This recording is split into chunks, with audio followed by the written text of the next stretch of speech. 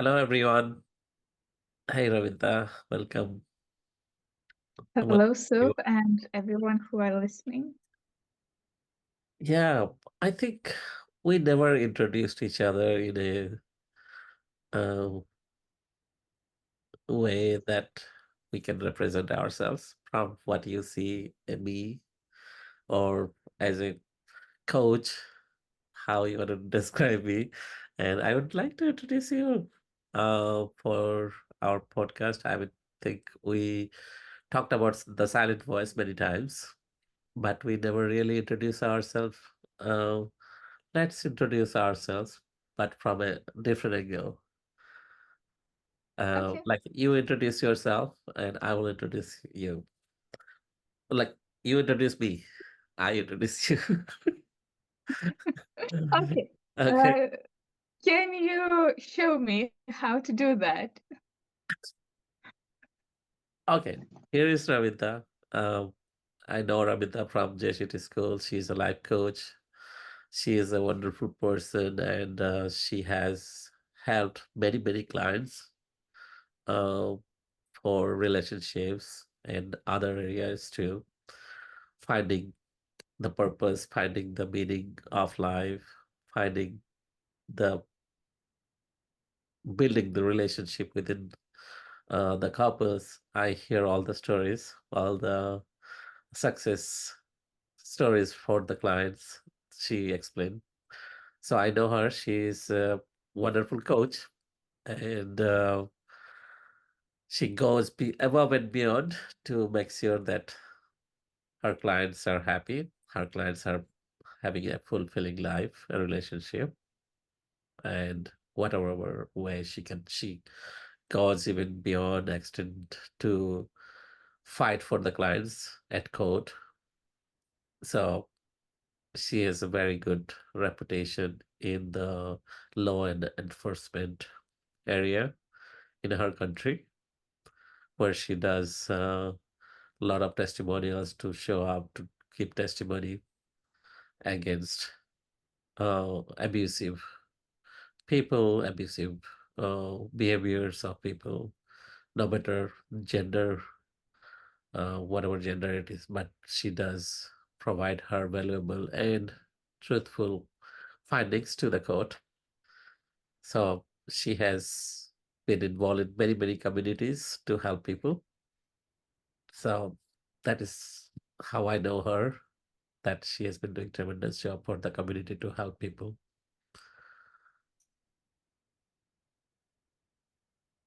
Okay, so now I have to introduce you. Yes. Thank you for introduction, and I know Sue also from G Shetty Coaching School, and I think that everyone who was at the same cohort knows you as a very honest person who truly wants to help. And I think that the most important that you are helping uh, everywhere where is possible, where you can help. So your help is like if you will reach out to Suf and if you will get his time, you would know that he will help you not just as a coach, but in all the areas that he's able to help. So when he's meeting a person, when he's knowing the person, his story, I think that the important thing, why and how Suv is different, is his empathy. Because if I think that I'm empath, so Suf is going out of the range of all the empathic people. So he will try to help. He really can uh, get into your shoes if you're working with him. He really well knows how to understand the person, how let him to lead his life, and he will help in the areas where you are falling, and just to catch you and to bring again to the road and not to lose your goals, not to lose your hope and faith to build your better life. So everyone who wants to work with Soph, reach out to him because he will be there for you, like not during the coaching, but for the lifetime. Thank you. I think it's a time to get our um our feedback as well as to get to know ourselves from others' point of view, because sometimes we think that we are not doing enough. Uh, Sometimes that validation, we don't need to validate with each other or with someone, get validation from others. But at the same time, I think it's important that whether we are on our path or not, we need to validate that, because we cannot validate ourselves. Only our audience, our clients, our fellow coaches who can give us the right feedback, honest feedback. I think we can get some feedback, not to be proud of ourselves, but to understand that we are on the right path. I think that check is needed. We have to check ourselves whether we are not fall out of our original mission and vision that we had to help people in any way. So Yes, with our that's why I like that's why I like coaching more than therapy, because coaching is really about the what where you was and where you are right now, where you want to be in the future.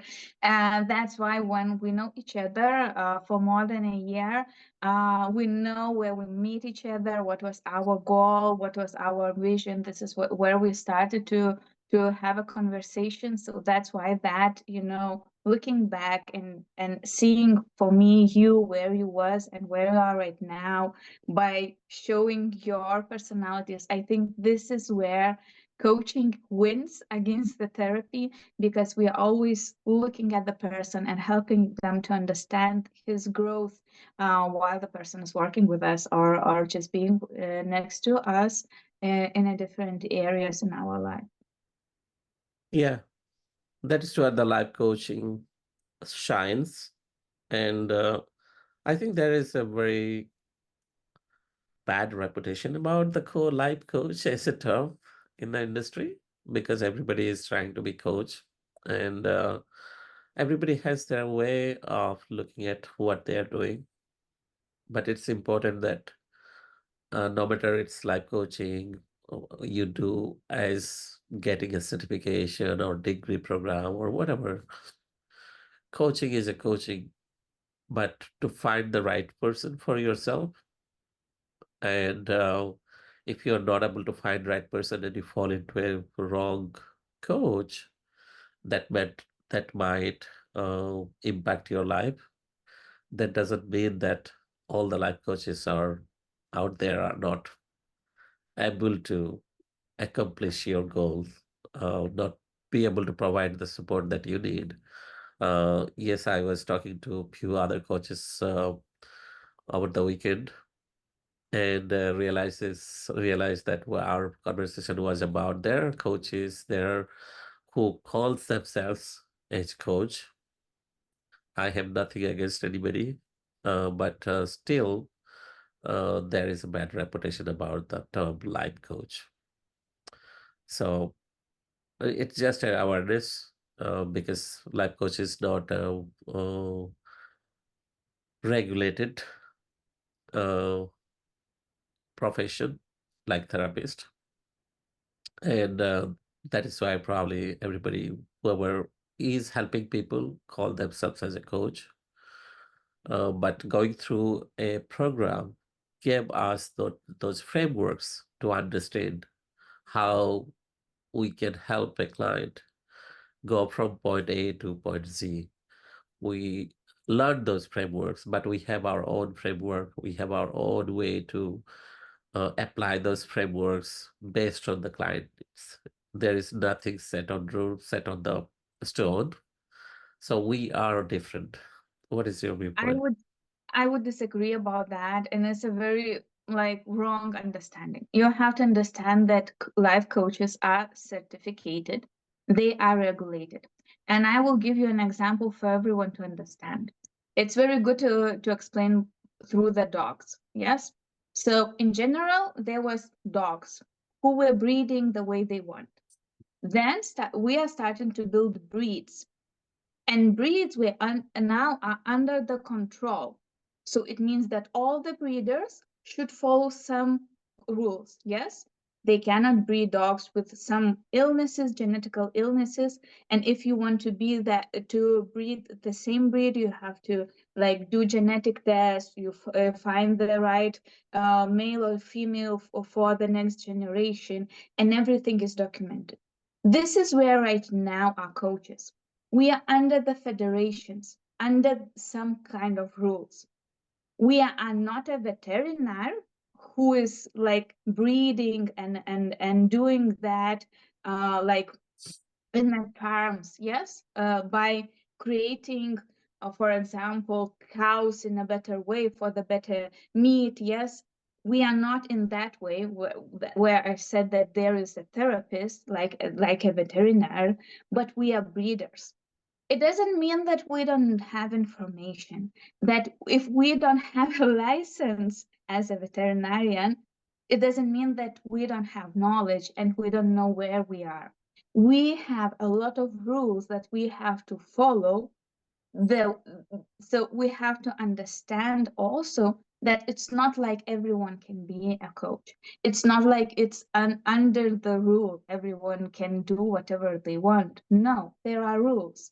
If you belong to the federation, and it's a worldwide federations in all the world with the different, yes, there are some difference in the rules, but in general we are not doing what we want to do. We are professional, and where we are, we have like knowledge, we have education. So I really disagree about telling that it's not under the rules. It is, but the question is if you are following the rules, because there are a lot of breeders who are breeding different breeds and making some mix, but you will never go to the dog show. You will never have that high quality of that breed. The same is with the coaches. Yeah, that's a very good example what you gave. Yes, it's not like you have to have a PhD degree to be coach. Like that's simple. What example you gave, that's beautiful. So that brings up to today's topic is boundaries. Where to have boundaries and how the boundaries can help you grow in your relationship, grow in any kind of social interactions, or with families, friends, your partners, and children, and the whole society interactions between people. How these boundaries can help us understand our own needs and to create those boundaries, like creating a fence around your house. How can you protect yourself? Protect yourself, because this is a good segue, because I wanted to talk about that. Uh, just came up, but it's a good segue to talk about boundaries. How we can recognize uh, good and bad relationship, or a a relationship between even client and doctors relationship. It's like that in the coaching setup. There is a lot of privacy, a lot of ground rules that we have, and that same goes boundaries. How to create boundaries in different relationship types. So let's talk about boundaries in the very basic level, because not lot of people, lot of even I was not aware of boundaries until I came to the school. Uh, Before that, I had no idea. It was just an instinct, gut feeling, or how I feel. If I something I don't like, I tell that I don't like it. But there is so much in-depth information out there, which I think, looking at my children, they are learning from school about boundaries. I didn't learn about all those where I grew up. I never learned about boundaries in terms of what those means. It's about protecting yourself. It's about protecting your own health, wealth, emotional, physical, everything. So let's deep dive and see your viewpoint, how boundaries applies for different uh, people in different relationship. I think that we didn't talk about boundaries before, because it was very wrong understanding about the children, that children belong to me. So, like, from the birth, somehow people understood that this is what is belonging to me. So, children don't have any rights. And because they are small, and because they cannot express words, we think that we can do everything what we want. And my awareness about the boundaries started when my first daughter, was born, because she was avoiding physical connection with people, and I saw how frustrated she was. And this is where first time I put a boundaries, not of course about myself, but about my daughter, because I remember all my childhood that I was forced to have physical connection with the adult people. And like, it looks what physical connection, it's not abuse. But when you are a child, when you are small, what is easier to do when you are starting crying? To get you out of this place and put you in the other place. And this is so much of boundaries that we are not aware of. First of all, physical boundaries. If the child don't want to be touched, body is his property. Like, my body is my property, and just I can let someone to touch me, or to get close to me. Other thing is emotions. It means that I cannot feel because my environment just changed, and I'm confused because now I'm in a different place, and like, my emotions are connected with that place. I'm in a different now area, and this is my emotional boundaries, where I'm not allowed to express my emotions. I'm not allowed to feel what I'm feeling right now. And this is what is happening when adult people think that they are that kid should act the way they want, in the place where they are not adults yet, and we are not letting them to be themselves. And then you have a lot of problems after. Yeah, I think one of the lessons I learned about boundaries is when I had a dog. I think that is when the dog taught me about boundaries. Um, Learning about my own boundaries, because one time I was playing very rough with when he was a puppy, probably less than 6 months old, and I was playing with him and rough, and he beat me. He beat me on my hand. That is the time I realized that even that he was so scared after that, after he beat me, he was scared he wouldn't come to me because probably he thought that he's hurting me because I was bleeding and I was taking care of my hand. I was not mad at him. I was like, it's okay, fine. But that that incident made me realize that I invited him to play with me roughly. Now I let him get into my physical space. So he was able to beat me. Like he took that advantage of bit by nature they are very puppies are like that. But I did allow him. If I wouldn't, he wouldn't have done that. So by not putting the boundaries, like what is safe, what is not safe, even he destroyed so many books of me that I had when he was puppy. He was chewing. He destroyed furniture, so walls and everything. I was not putting boundaries. I was letting him like, okay, do whatever because you are a puppy. But that is where it comes to the realization. It's like a normal human relationship too. Like you can let someone into your physical space and all, but when you start seeing that it's destroying you physically or emotionally, then you realize you are going to show different negative emotions towards that relationship. So, in order for not to show those negative emotions, it would be much better if we put boundaries ahead of time so that we don't hurt each other in a relationship. Either it is a social relationship or work or professional relationship, whatever it is. I would say that animals have a very great boundaries. That's why I don't like humans, because humans like created a word what is called forgiveness, and this is where all the boundaries and everything will like fall down. Why? Because you will never see that someone would act this way with like animals would act this way between each other. If you if you like, if you're not following the rules that are in nature, you will get the consequences.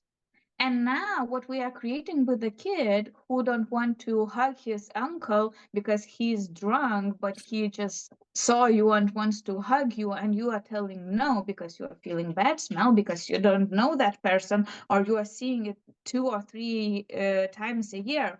What? Why I have to get let him into my like physical uh, environment?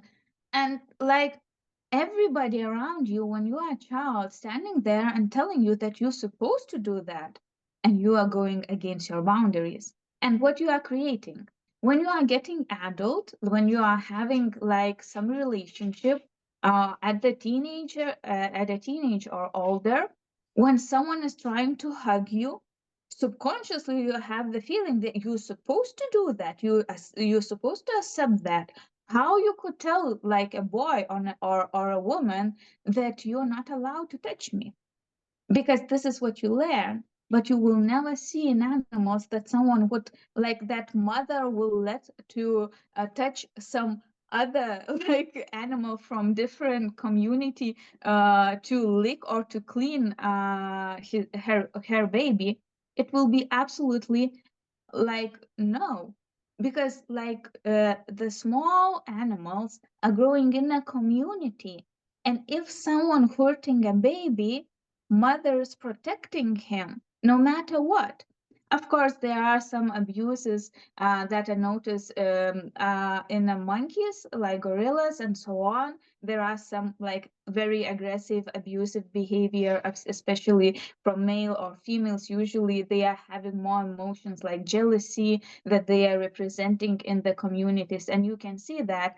But if you see in other communities, it will never happen, because the only thing what animals are protecting, of course, is physical boundaries. Like, this is where are very strict rules, and we have forgiveness. We have, you supposed to do something what is against your will, because you're supposed to, because someone are feeling bad to tell to the person, whereas not learn boundaries, that, hey guy, you are drunk, go back home in your bed and sleep, not like having some interaction with the small kids. And what you see at the scientific research, usually girls are more suppressed to accept some physical connection that they don't want to have, because they're supposed to be nice, they're supposed to be polite, and they are not supposed to say no. Yeah, this is that example. I don't know, because you born and brought up in a European culture and environment. Back in India, I grew up in India. I have seen that in that culture too. Like, family member, if you're a little one, family member would ask you, force you to do whatever they like. They would ask whatever uncle or some friend, someone visiting. You have to be go sit with them, sit on their lap. If you're a little child, like, why you force them in giving that physical space? That is where a lot of these childhood physical abuse and a lot of the other things have been uh, the root cause of this. Because if you are letting another person, let's say if you have a baby girl and you are forcing that baby girl to be with some stranger, that for her stranger, but you know that, oh, he's a good guy, but you don't know what is that good guy's intentions are, and how that person can physically, sexually abuse that child in later stage, taking advantage of that. Oh, now I'm your dad's friend or your mom's friend. when that person is going to see that maybe when grow up a little bit, maybe teenager, and so that that person can take advantage of that situation. And this Yes. baby girl cannot say anything because her parents has been like forcing that behavior to her. Now, if she doesn't follow that, she would feel that her parents would feel bad or get angry, whatever. So she has to follow that instruction. So a lot of this social, physical, sexual abuse happening because of that kind of situation. Yes, It's and not real. rapes of kids, like Yeah, teenagers, usually happening by the close, like close circle of parents. Usually there are rapes yeah. of fathers, but also there are, and I know the story when, like, because of the same, what is happening? You're supposed to be polite, but no one is telling you what touching is not allowed because you're supposed to have that physical contact with the adult person, but no one will tell you if you touch your ass, tell me. No, you're supposed to sit there. And when I was going through the therapy and figuring out why I'm not putting physical boundaries with my ex-husband, with other men, I was just going back to my childhood. And in my parents' circle, there is a man who is, I would say, cover pedophile because he always like you would see his expression and his intention exchange when there is a small girls. Hmm. He is behaving absolutely different, and you see it's not like an dad behavior because he never showed this kind of affection or this kind of interaction with his daughter or his sons. But when there is some other girls, so some other child, he is shifting 190%. And what he was doing all the time, and nobody would tell that to like anyone. He was dancing drunk with the girls, like from 12 to 16 years old, with no ending, and everybody was accepting that. So of course during the dancing there is like some not very nice touching and all of the things, and as you mentioned, you cannot say no because you don't know where's the boundaries, how adults supposed to act with the kid because you're just learning. I'm as an adult now recognize that kind of behavior, but this is the way it's happening, this is how it's starting to be, because like we are just dancing that your arm is not where it's supposed to be during the dance, and then when you are growing you are having that understanding that this is normal behavior because no one would tell you, everybody are looking, they are smiling, maybe they are saying, oh stop it, maybe it's enough, but like no one is making any actions to stop that behavior. And this is where it's starting, and this is where it's taking advantage. Yes, that person will never raped any girl, but what damage he did during that time is huge because I see my relatives who are experiencing right now some kind of their behavior based off that experiences. Yeah. I think that pattern is going to grow into your adulthood too. Even if you're grow up, like let's say you're 30 years, 40 years, 50 years, but at some point there will be this kind of person is going to show up in your life who is going to take advantage of crossing that physical boundaries. And that person, like if you've been through that experience, you'll feel like frozen, not able to do anything because you don't know how to react. Yes, because no one shows you how to react. Everybody smiles and like not even telling you anything. You're just supposed to sit there like on someone's laps. You're supposed to hug. You're supposed to kiss, despite the fact that you don't want to.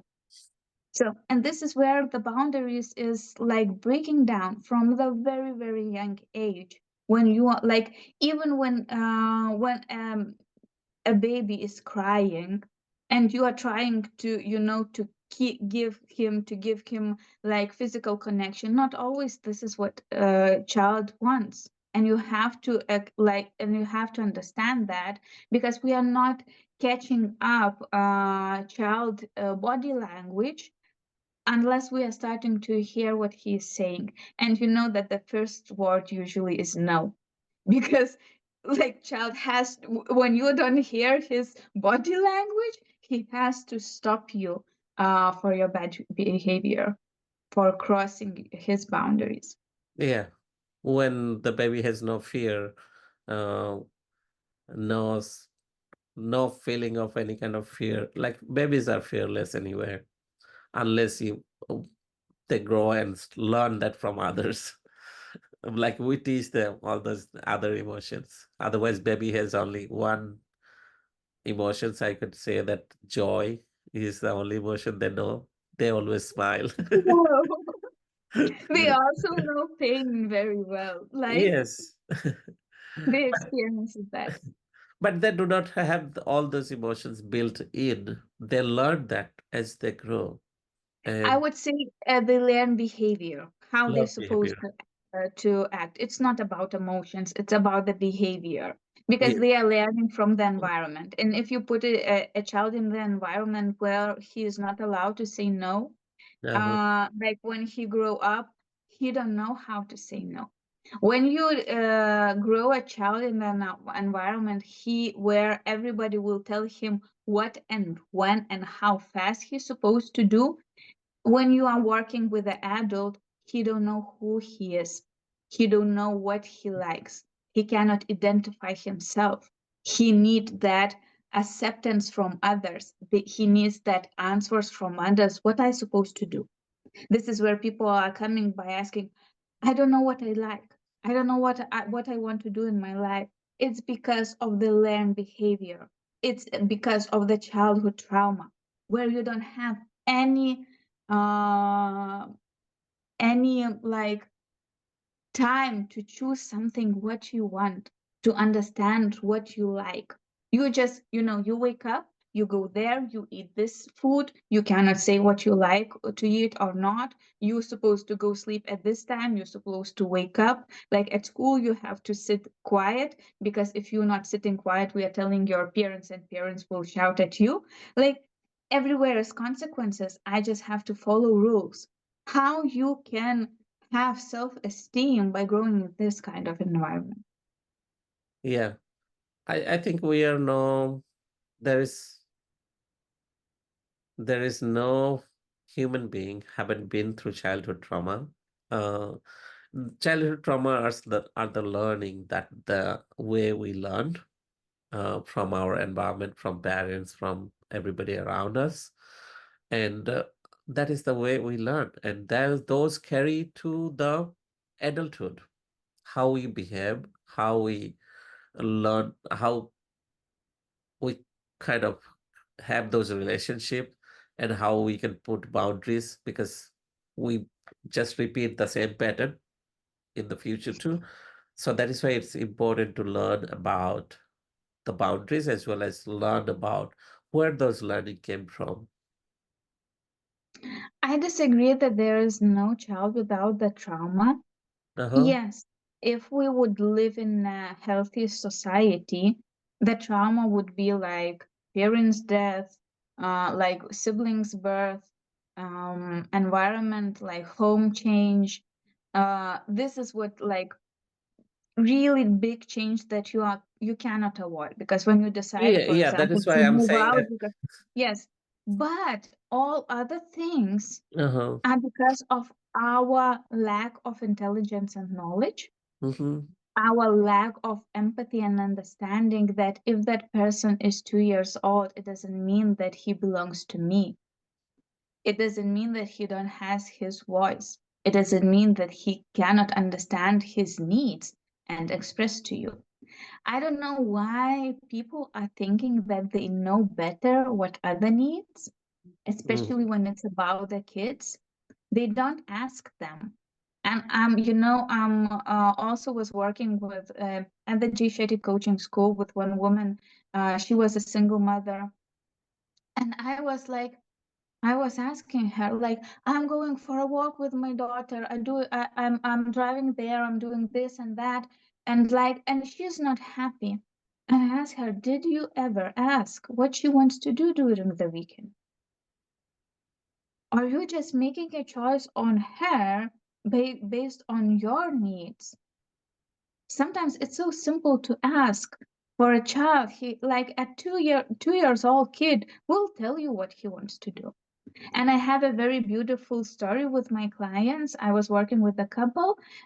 They were preparing for their daughter birthday, and of course, what they are planning to invite like friends, to invite children from the kindergarten. And I said, like, why you didn't ask what your daughter wants? And she said, I want to go with a bicycle ride and also to that water bicycles on the lake and buy some ice creams. And they said, we never saw her so happy. This is what is her need. She don't need to have a party. She don't need her grandparents and aunts and uncles at home. She just want to spend time the way she imagined would be the best for her. And she imagined it to spend just with her parents, no one else. So 2 years, she was celebrating, I think, 3 years old birthday. So 3 years old child already knows how he wants to celebrate his birthday. So why we think that he don't know what he wants to eat, if he wants to hug you, if he wants to talk with you, if he wants when he wants to sleep. Of course, sleeping is a little bit different because they are thinking that they are missing time with parents. That's why there is more problem during the childhood to go to bed and sleep. But in general, they know their personalities already. Yeah. I think most parents wanted to make the decision for their children. And whatever that psychology is, because I always ask my children for birthday, they will end up telling me Chuck E. Cheese. And most of the birthdays are in Chuck E. Cheese. I had no choice but to pick Chuck E. Cheese. I think it's because the way I parent, I was doing parenting even today, but I do parenting this way because I didn't get enough freedom during my childhood. I was not being asked from my parent what I want or what I want to do. Most of the time, I mean, uh, it's their choice whether we celebrate it or not. It's all depends on them. So, I think giving the freedom to the child is going to give the children a lot of power about decision making, making choices, and building confidence. I think those are the other traits that we can provide, support, help them to build to survive when they become adult, because we are not going to be there for all the steps in their life. So we have to encourage this kind of uh, teaching and behavior as parents, because now we know better, to give that freedom. Of course, we are going to be there to make give any feedback if we see that the choices that they are making is a dangerous one or that can hurt them. So we are there as an adult to guide them, but at the same time giving them freedom, giving them choices to make their choices. I would say you can explain them what will happen, but they have to experience. Like, how many times I have to tell my daughter that when candle is burning, it's hot and you cannot touch it because you will feel pain. But one time to try, and you don't need to repeat anymore. Yeah, the But burning I'm fire not is a telling, yes, I'm not telling about the, like strong experiences, like not to run on the street because you need yes, to experience that car will hit you. But like in a small thing, you have to let person experience it. yeah. This is But how they learn. at the same time, we should be there to provide that experience or knowledge to them that okay, if you're going to run on the street, you are going to hit by the one time my son was running on the street, and at the same time, like maybe a couple of days back, he saw a squirrel was flat on the road because some car ran over it. So he was running, he was playing on the street and he was fearless. Then I gave him the example. What do you think? If the car is going to run over you, you are going to be like squirrel. That is the time he realized that I don't want to be the squirrel. Yes. So he stopped going to the street. This is how you need to show by example. And you know how many times you can tell to that adult person, don't go on a date if you don't know a person, because you don't know what will happen.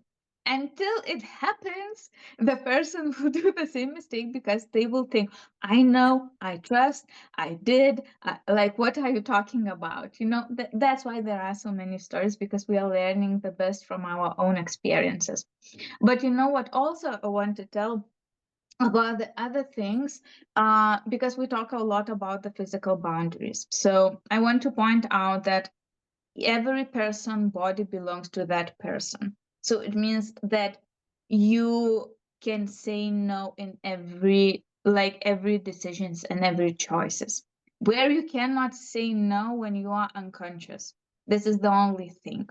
Like, even to go to operation, even to go to sleep, like, this is belongs to you. This is what I always repeat to my daughters, especially at this age, that your body belongs to you. So if you want to do something with it, it's on you. If you want, they like to paint on their skin, they like to do the makeup, like, because it belongs to you. And I'm not the person who would tell that how your body's supposed to be or how you're supposed to look, because it's not me. I can make decisions about my body just from myself. But at the same time, with the other person, you have to show example how to put boundaries, how to say no, how to stop, because children are learning the most from your behavior. And also, want to say another thing, that boundaries are flexible. So it means that you can allow some person in your personal space if you feel good at that time. But if you feel bad, you also can say no. And the other person cannot think about it as a rejection. Because if I always allow you to hug me, there can be a day where I won't allow you because of the way I'm feeling about my body. And it's very, like, you have to understand that to put a boundary doesn't mean that it will be lifelong. To put a boundary, it means that it's at this moment in this situation where I'm feeling this way. And just an example, with the uncle, if that uncle is not drunk, maybe I really like to play with him and have that physical connection. But if I see that you are drunk, I'm feeling uncomfortable, I can say no at that moment. So people, I think that, oh, I will put boundaries now with that person, and it will stay. No, boundaries always are flexible, and it's at that situation the way you are feeling. And for example, if I'm after an operation and I'm feeling pain, of course I don't want someone to touch me because everything is painful. And like, it's like, but this is the way it is. Yeah. And it's not like I put boundaries and now it will be this way all the time. No, because you have different experiences with the same person. Yeah, boundaries can evolve, boundaries can change, like what you were saying, depends on the person and the relationship, of course. Um, but let's talk about we are talking about boundaries. It's not a physical thing that we are creating a fence around the house, like it's the boundaries, but it's actually for a lot of people, what I understand from my client's point of view is how do you create boundaries or how do you explain or express this is my fence? Or when do you feel that need that this is my fence? So because it's a imaginary thing, but it's a more of a communication, more of a uh, having that conversation about what is the boundaries, because we don't tell, oh, this is my boundaries, do not cross it. We don't tell like that, but we say it in a different context. So maybe we can talk about that a little bit. Okay, so what I would say, and this is me too, when Uh, you cannot express your boundaries, you have a problem. You have some experience from your childhood, from your past, where you was a people pleaser. When you allow people to cross your boundaries, that's why for you it's hard to say no. What I heard, like I think yesterday, when mm, you healed enough, when you understand your value enough, you don't need a reason to walk away from a person or from the environment that you don't like. You yeah, don't need explanation. This is just the feeling I don't belong there. I'm not feeling comfortable and I'm leaving.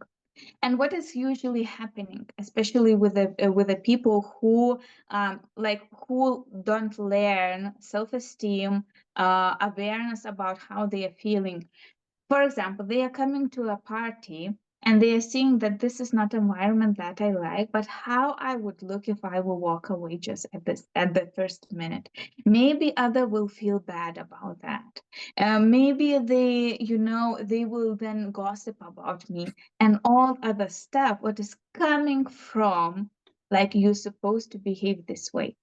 We are going to visit your aunt, it's her wedding, so you have to like dress the way it's supposed to be. You have to smile, dance, and do all the rituals like till the midnight, and be there all the time because you're supposed to. And now, when you are coming somewhere, you're supposed to, and you're not putting boundaries. The same at the work environment, uh, like there is so much the same things where you're not putting boundaries. Like at the environment, when someone insulting you at the meeting, or when someone is blaming you for the work that you don't supposed to do, or it's not your mistake, you usually just sit quiet and being nice or apologizing for the behavior or for the things that you didn't do. And this is where it's a learned behavior not to put boundaries. Yeah. Somehow people are thinking that putting boundaries is rude or you are showing yourself as a bad personality, but it's not this way. You are showing yourself the way you're feeling at that moment. And if you see that somewhere is not right and someone is like putting you down or saying something wrong or lying, and you're just like, okay, let's make this a white lie. Maybe he didn't think this way. Maybe it's just a sarcastic joke. It's not true. And this is where you're not putting boundary. yes, like you said, if you are healed and you understand your physical, emotional, and mental uh, emotions and all the all the all the like chemicals, whatever is going on in you, you will feel uncomfortable. And the first thing is to putting boundaries, saying no, and when to say no, understanding those emotions. If you feel something is not right, and if you wanted to have boundaries, so first thing is to say no and to express that I feel that way, which is I'm not happy about my feelings, like that situation, like walking away from the party that you don't feel good. It's about expressing your feeling. I really don't feel like this is a safe space. I don't feel like I belong here. Then you can start feeling those, expressing those expression by saying that, okay, I don't feel good about this party. I feel awkward about it. Whatever that feeling is, I just don't want to get in. I don't want to stay here for long. Like experiencing those emotions and telling no. You know what I would say? It's not Uh, about communication like verbal communication. You see the body language when person don't want to have a physical connection. You just don't accept it and cross the boundaries. I think that if person supposed to say no, you already cross the boundaries yes. because body shows a lot. So if I have to express that it's not the way I want to be treated, It's not the way I wanted to touch.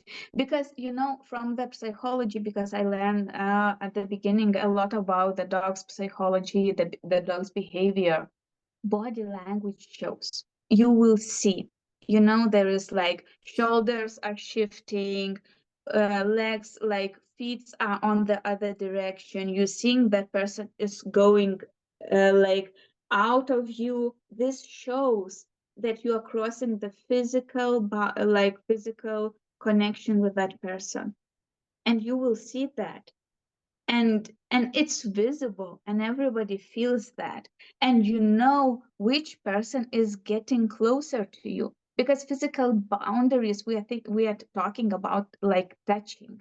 It's before the touching. You will see, and your body will show a lot of like language that I Rejection. don't want to. Yeah. Yes, it's Yeah. like it's No, a no, no. muscle That is right. tension and everything.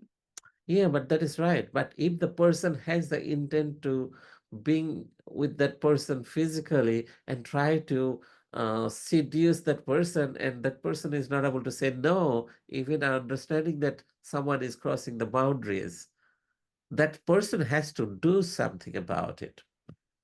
Yes. Yes. So how, I mean, even before that, like you said, when you say no, that means your boundary already been crossed. But Yes. before that, and if you, let's say, if you're with a person who you trust and you are in that party and that person is crossing that boundaries, you don't have a chance to explain or express what is your boundary. But you Yes, have just to, yeah, just slap that person. there you go. Like creating that boundaries. How do Yes, you have to do because some kind of action? why I have to explain you that you are crossing my boundaries.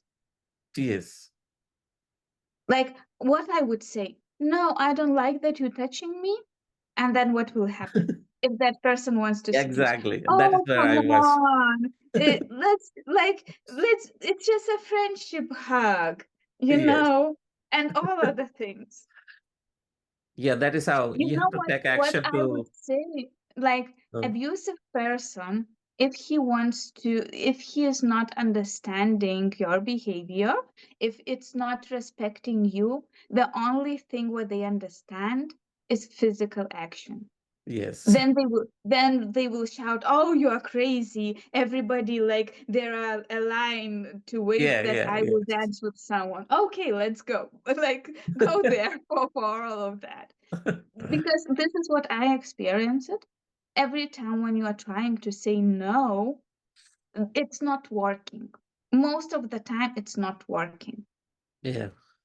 And that is, because there are so many how you show that I'm not agreeing with this without the verbal expression. Of course you can, but then you probably need to explain something. yeah, but that is where a lot of the challenges of people, like during those kind of environments.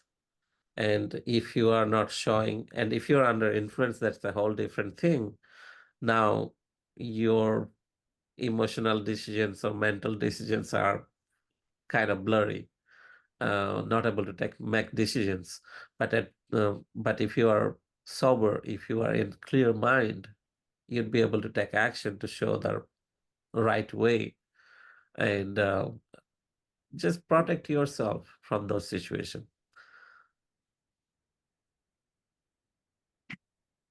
Protect how? Taking action, like slapping or do whatever it takes. Yes, when I'm seeing a lot of people, I think I really like to watch people in a different areas, in the different environments. And at the workplace, it's easier to put boundaries, despite the fact there is something like, if you need something from that person, can you just take that you like him, or do something? But like, no, this is my boundaries. I'm not selling myself, because like, uh, like usually, seriously, today I had a client, and for her colleague was telling, you can just like do that, because you need that person would do that job. And like, come on, it's not even my company. It's not for me. Why I should sell myself for some work that he's threatening me that he don't work because he don't get me as a person in a relationship? Like this is also a clear boundary. And also when I'm at the nightclub, you will see those people who are allowing to cross boundaries, what is not in their values, but because they are seeking that attention. And it's so visible. Like in 5 minutes, you see which woman would let you to cross all the boundaries. Despite the fact you will never see her behaving this way when she is not drunk. And there are so many examples when you're looking at the people where they don't like, but they accept. Mm. So, body language shows a lot when you're starting to look at it. Okay. So yeah, let's move on to now to emotional boundaries in a relationship, because yeah, physical is visible, but it gets difficult when it is emotional and mental. How do you, we can give some examples, and how do you see putting those boundaries? Emotional boundaries. Okay. You are talking about expressing your emotions.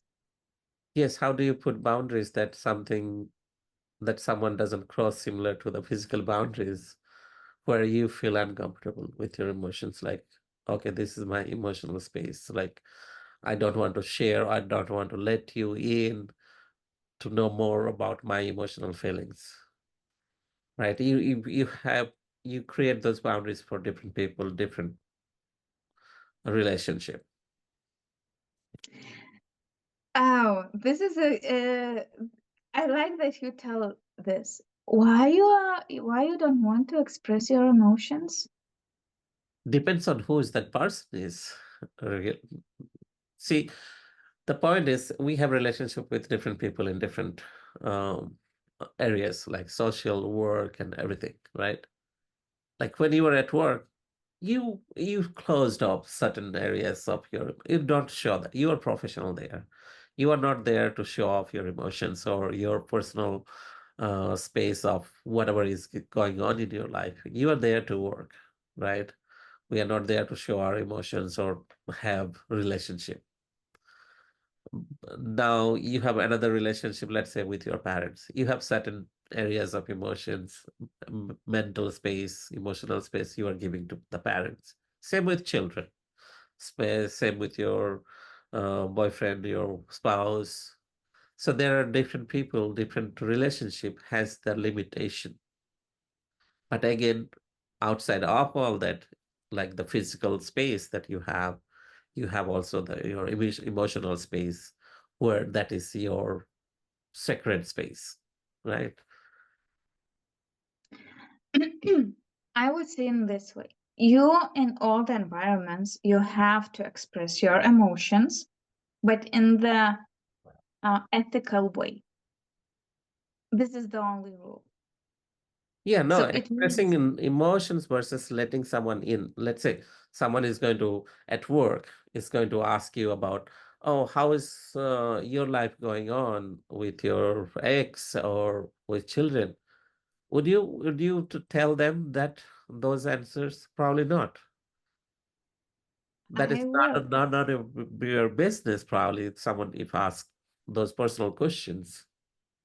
I disagree. This is where you have to understand that in a corporations, we are not humans.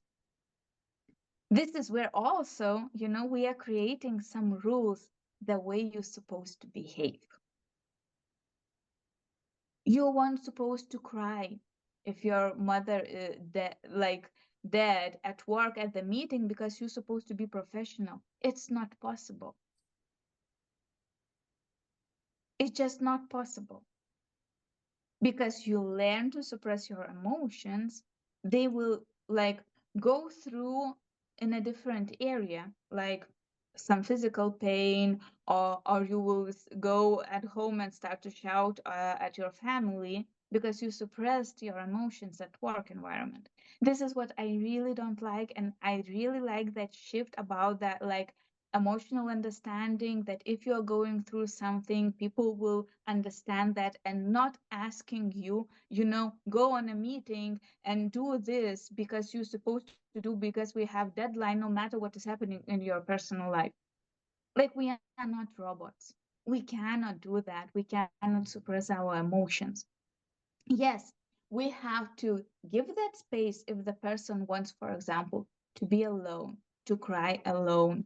But usually what is happening, people want to celebrate your weddings and making your birthday party, but they don't let you to have that space to cry, to be angry, to be mad, to express that you are angry at that your colleague because he don't give you the work that they're supposed to be. You have to smile and ask him, oh, when you will be ready. Yeah. No, Yes, so I yeah. think this is like, I agree that you have to give the space for the person. And if you see that he don't want to, or he is not able to talk, you have to be there for for your kids, for your partner doing the bad things. You have to let also your child to be angry, and you and shout of you also to your partner, because what is happening then? I'm not accepting you when you are angry, so it means you cannot be angry next to me. If you are saying that to the child, what you are teaching him Yeah. not to express, So this is not to the suppress, relationship. yeah, to This suppress is the not emotion. the Yeah. healthy relationship that I really think that's supposed to be healthy relationship. So about emotional boundaries, what is happening, what, like, my body belongs to me, my emotions supposed to be expressed in a safe space. So where there is a boundaries, the only thing that could be like, okay, I want to be quiet now. Let's be quiet together. This is where is emotional intelligence coming. And Yeah. if at the work environment you are not supposed to be in this or other way, this shows a lot that they are looking at you at some, furniture who's supposed to do his work, like to be a chair for me to sit. If you are not able to do that, you are out of the company. I really not agreeing with that. I'm not accepting that, because when I go through my divorces, I was in a different work environment, and in an environment where I'm working still now, is where I could cry, is where I could give work to someone else because I'm going through a lot. It's where I can be late because I don't have where to live and I have to drive for 2+ hours to my work. It's because they understood where I am. They let me to sit in the corner for 8 hours and doing nothing, because there will be everybody who would help. And I would do the same. This is what is the healthy work environment. Yeah. Let's talk about emotional boundaries more deep, more expand it a bit more. I think there is a lot. We talked a lot about physical boundaries today. Uh, let's talk on another episode. We are about over time, and I would like to talk about emotional boundaries if that's okay for another hour. It's interesting because that is another invisible space. Like the physical space, we know that this is my physical body. Emotional space, we don't see it. Like how we don't see the boundaries in real life. It's the invisible boundaries. So let's talk more on emotional boundaries next episode. I think it's going to be interesting conversation. Yes, Thank of you. course. Thank you for being here, providing your experiences, expertise, and thank you all for listening to and watching us. Thank you all. Bye.